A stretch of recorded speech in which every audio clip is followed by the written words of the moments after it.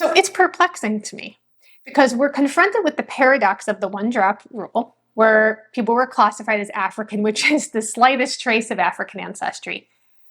But the judge denies this man's petition for U.S. citizenship because the judge says he is not African enough to be an American citizen. If he is of predominantly Native heritage, he should be a de facto U.S. citizen if he so chooses.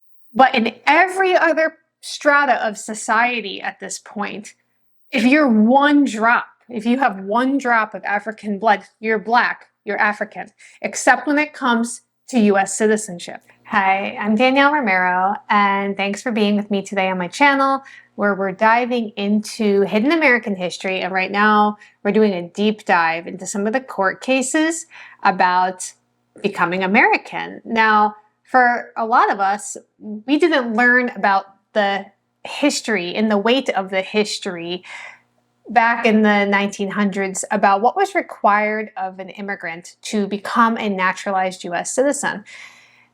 There were two options. You could be white, or you could be of African descent or African nativity. The 1870 Naturalization Act was updated from the 1790 Naturalization Act, which at that point, you could only be a free white person of good character. After the Emancipation Proclamation, it was changed. And so now there are two paths to U.S. citizenship. Today's court case is completely out of control. I can't believe that this doesn't have more written about it, talked about it. It was very difficult for me to get any information about this case at all, except a few abstracts of the court's actual opinion. That being said, I think even though I have very little information about this case, we really need to talk about it. And so this was a naturalization request in 1938. And the question put before the court is, can a man who is 3/4 Native American and 1/4 African American become a U.S. citizen? This court case came out of the Eastern District of the New York Court. Justice was Mortimer Byers, and he was born in 1877 in Brooklyn, New York. In the court's opinion, there is a direct quote from this man, his last name is Cruz, about his application. And this is what he wrote for his affidavit. Quote, "My mother is half African and half Indian," and he means Native American, "and my father is a full-blooded Indian. I learned this information from them when I was a small child. I believe that my father's ancestors were all full-blooded Indians." So this man signs this affidavit, which basically says, like, this is the truth that I know, I swear to it. And what he's saying is that his father is Native American and his mother is Native American and African American. Now, let's go back to that 1870 Naturalization Act, which says if you want to be a U.S. citizen, you need to be white. Well, Cruz isn't white, he can't argue that. Or you need to be of African descent. He is. He should have citizenship. Case closed.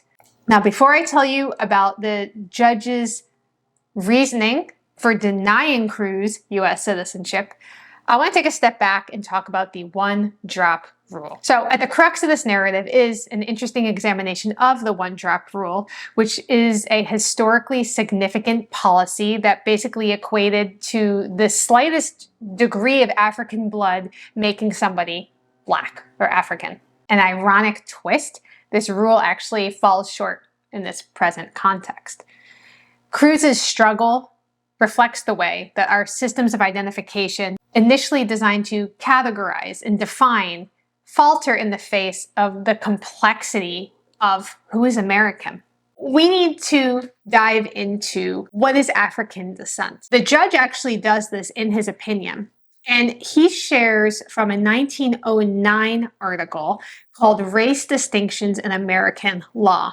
some states have set down arbitrary definitions of persons of color and Negroes and mulattoes. That is to say that not every state, there's not a consensus over who counts as Black, who counts as African, who counts as Negro. And they're using these terms interchangeably at this point. He says that it's necessary to ascertain whether there is a common understanding as to what is meant by the expression African descent. What he says is, let's look at what all the states that have laws on the books that say about who counts as African. He finds that several states, such as Alabama, Kentucky, Maryland, Mississippi, North Carolina, Tennessee, and Texas, classify an individual as a person of color if they can trace back their African ancestry to at least the third generation, even if one parent in each generation was white. So this is very heavily leaning on this idea of the one-drop rule,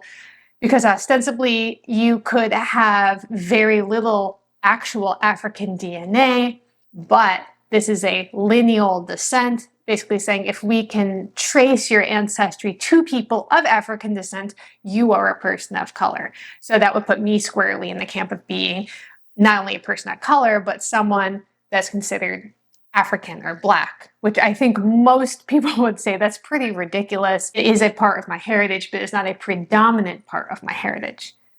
So then you have states like Florida, Georgia, Indiana, Minnesota, Missouri, and South Carolina, and they assert that anyone with at least 1/8 African blood is considered a person of color or Black. Now, I think sometimes the fractions they don't carry as much meaning to us. 1/8 is 12.5% African blood. Now, just for context, my Grammy's brothers, some of them took DNA tests, and they were all around 20% African blood. So they would have, they blow this out of the water, they would be considered Black or African, which to me, again, is surprising because they're not predominantly of that heritage, even though it is an important part of their heritage. It's just always fascinating to me to say that 1/8 is going to outweigh 7/8. And, so this is kind of the consensus, though, in America at the time. And this is really important because what the judge does is he rejects this. The judge says, it's 1938, this article was written, a lot of these articles were written in 1909, and it's likely that some of the definitions no longer hold. But he notes that there's a lack of consensus, there's a lot of contradictions, and there's no clear understanding of who counts as African. Now, I just want to pause here and say that when we are reading the 1870 Naturalization Act, it doesn't say anything about a percentage or a fractional amount of African heritage. It says African descent or nativity. So either you were born on the continent of Africa, which is, you could be any color, right? And you could have any ethnic breakdown, or you were of African descent. You were descending from someone who was from Africa.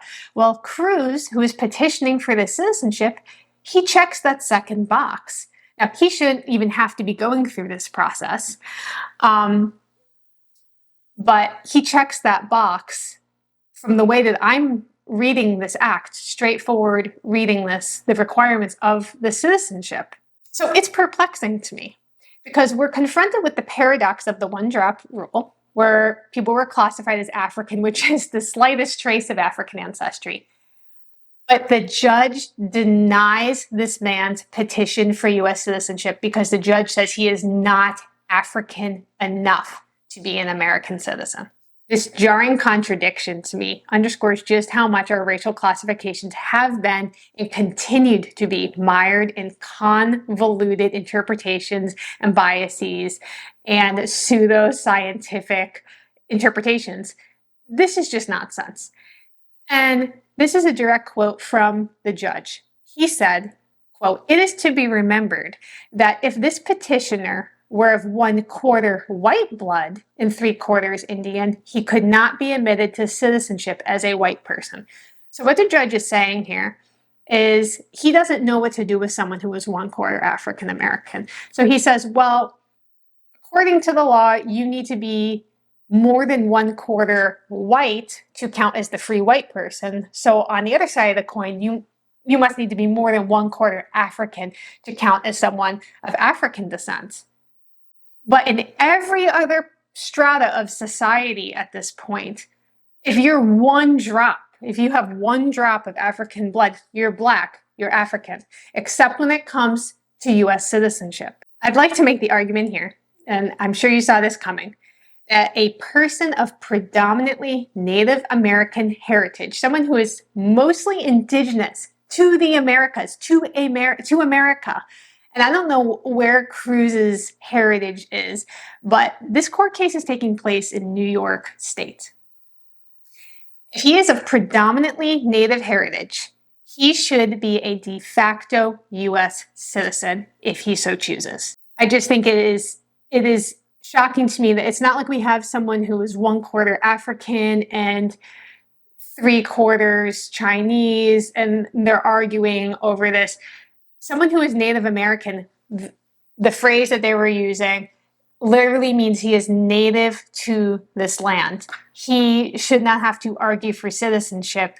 And it's just, this whole process is so offensive to me. It bothers me so much how things are constantly, it's like we are on very unstable ground here, because it's not just like we have a system like the Spanish had casta, right? The caste system, really serious, stringent identifiers for people based on, if you're this fraction of this. What the United States has is a de facto approach to this. It's just kind of like, well, this is how I interpret that. Or he looks kind of dark, let's send him back. Like, it doesn't feel like there is a structure or a consensus that people are following, because there isn't one. There isn't one. And I think really this judge failed in his interpretation of the Naturalization Act. Because when we use the word descent or descend, we're talking, that's lineal descent. Do you descend from someone? There's nothing noted about the fraction, how much blood you have, what's your DNA, what's your blood quantum, none of that.